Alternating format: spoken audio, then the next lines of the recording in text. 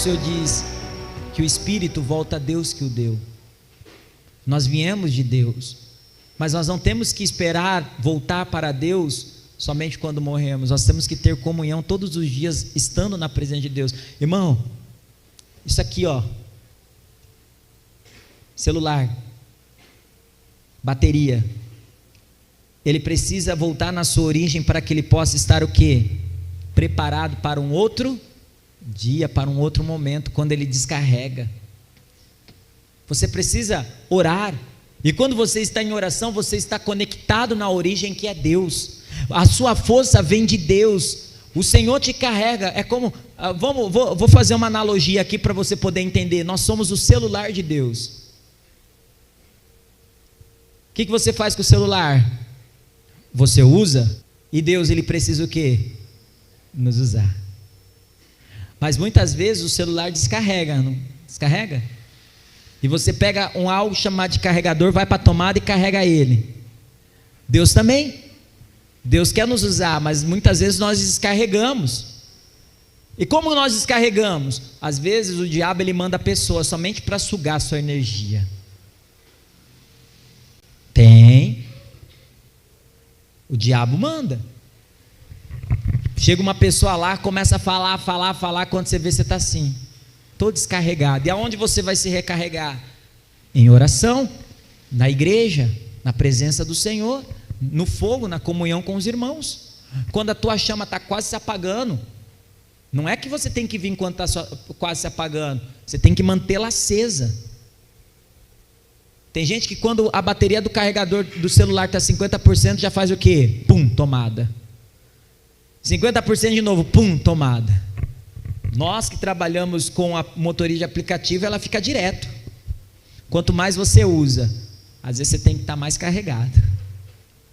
Quanto mais você é usado por Deus, mais você tem que estar na tomada. Às vezes você tem que estar conectado direto. Mano, eu tenho que estar conectado direto na tomada do Senhor. Amém? Às vezes dá, porque nós somos homens também, mas nós temos que entender que é a oração, que é falar com Deus. Às vezes eu chego em casa depois de um culto, a única coisa que eu quero fazer é sentar lá no sofá e ficar pensando no nada, porque descarrega, e aí eu vou para a oração. Tem dia que eu mando mensagem para os irmãos no grupo do WhatsApp 4 horas da manhã, 3 horas da manhã, 2 horas da manhã, que vem a palavra, eu mando lá, recarregando as forças. Mas às vezes quando nós menos oramos, irmão, menos nós queremos estar com o Pai. Quanto mais nós oramos, mais nós queremos estar com o Pai. Pode prestar atenção, o filho que menos visita a casa do pai, menos ele quer, está lá. Agora o filho que mais visita a casa do pai, mais quer estar lá. Em outras palavras, quanto mais você vem na igreja, mais você quer estar na igreja. Quanto mais você ora, mais você quer orar. Mas entenda uma coisa, a palavra do Senhor diz, uma grande porta se nos abriu, mas há muitos adversários. O diabo, ele no primeiro momento, ele não vai querer que você ore, não vai querer que você venha na igreja, ele vai se levantar, porque ele sabe que um cristão carregado, irmão, é uma arma na mão de Deus contra o império das trevas. Aí teu casamento vai ser uma benção, aí seus filhos vai ser uma benção, aí as portas vai se abrir, aí você vai viver os melhores dias da sua vida como nunca antes. Jesus, ele saiu e ele foi como de costume. Será que nós estamos fazendo o mesmo processo de costume orar, mas não orar pedindo algo para Deus? Orar, somente acordar e falar, bom dia Espírito Santo, Senhor, o Senhor é lindo, olha os pássaros cantando, como é bonito. Pai, que a tua presença venha comigo no trabalho, que o Senhor possa vir comigo no trânsito. Senhor, que a tua presença, eu quero tanto que o Senhor venha estar comigo em casa, na hora de fazer a comida. Amém? Mas às vezes você não chama Jesus para fazer a comida. Aí você faz a comida igual, todo dia você faz a mesma coisa. Naquele dia que você orou, o marido ou a esposa chega em casa e fala assim, nossa mãe, nossa pai, nossa amor, que comida maravilhosa, o que você fez? Orou. Teve gente que pensou, colocou sazon. Não, você orou, você não fez. Que raiva, pá, tem que fazer comida para esse bando de vagabundo. Tá, ninguém me honra aqui dentro dessa casa. Pá, só eu que faço comida aqui. Pá, eu faço tudo, ninguém me dá valor. E tá de novo. Irmão, vai ser uma comida contaminada de ódio. Aí todo mundo passa mal, vai falar que estava vencido. Não é que estava vencido, você jogou um monte de ódio dentro da comida, irmão. Quem está entendendo a mensagem, diga amém. Glória a Deus. Então, quando nós estamos em uma vida de oração, tudo se torna mais simples e mais fácil. Mas o problema, irmão, é que nós oramos sempre querendo algo em troca.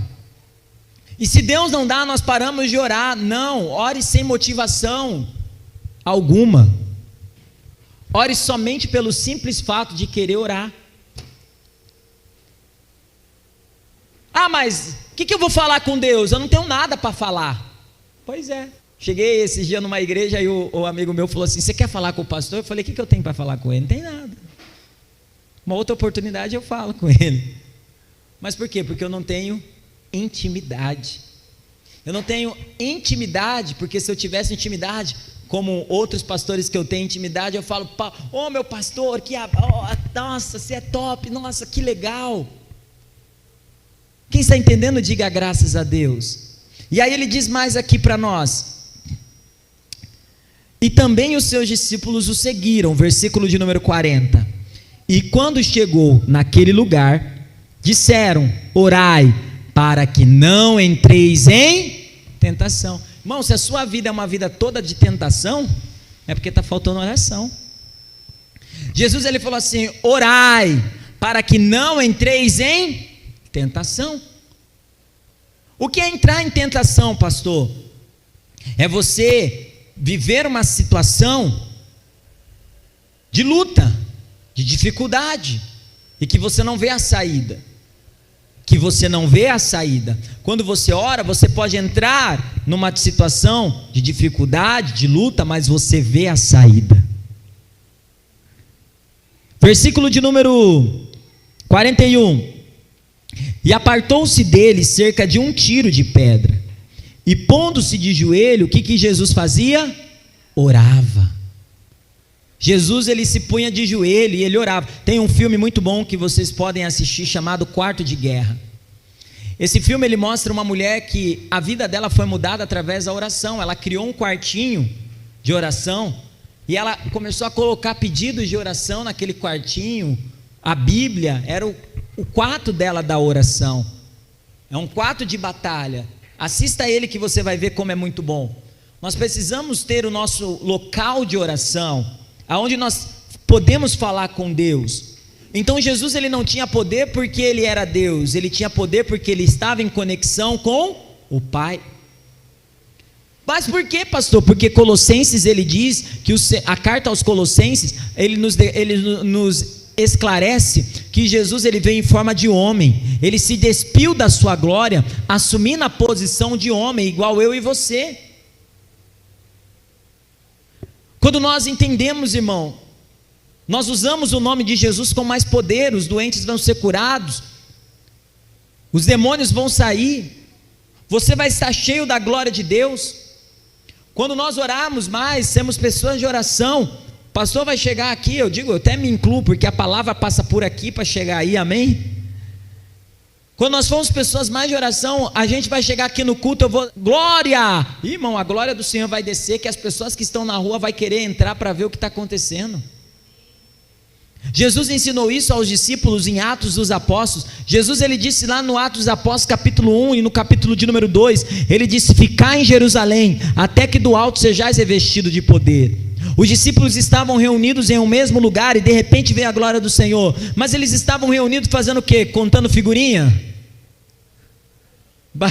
Falando da vida dos discípulos alheios? Não, os discípulos estavam reunidos orando.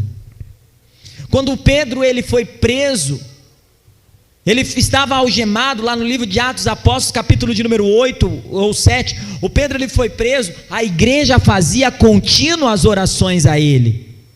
ao ponto do anjo do Senhor. Oh, meu irmão, a oração move a terra, a oração move o céu. A oração, quando você fala com Deus, você dá autorização para Deus intervir nos assuntos da terra. Você ora, você fala, e Deus ele intervém em assuntos que você não consegue por amor, só pela intimidade, a comunhão. Irmão, tem gente que Deus nem conhece.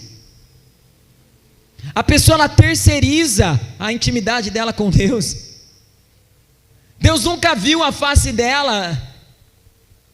Lá no livro de Jó, capítulo de número 1, fala que quando veio os filhos de Deus se apresentarem, veio também Satanás. Irmãos, os filhos de Deus se apresentaram diante de Deus através da oração. Quando nós entramos em oração, nós nos apresentamos diante de Deus. Isaías capítulo de número 35, ele fala que cheguemos juntamente em juízo. Apresente as tuas razões para que eu possa justificar. A oração é um juízo. Você está no tribunal. Quando você entra em oração, você entra na sala do trono, porque Jesus conquistou isso para nós.